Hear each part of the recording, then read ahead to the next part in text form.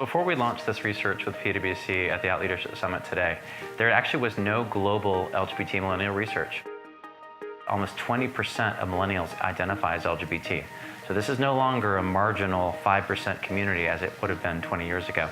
Companies are actually able to shift their culture by focusing on this piece, because the LGBT community is the invisible minority. So what you do for a very small portion of your population impacts your entire culture. Allies are the single largest metric for success of LGBT leaders in a corporation. This research confirmed that the #1 reason LGBT plus people come out at work is knowing that their colleagues would be supportive. And that's directly related to allies and allies being visible.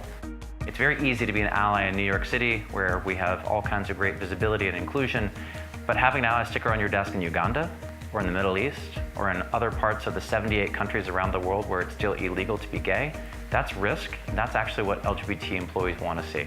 So allies are vitally important, and when you have a majority taking up the rights and the inclusion needs of a minority, that's when you win. What doesn't get measured doesn't get moved. And to not do that in the LGBT space is just a missed opportunity.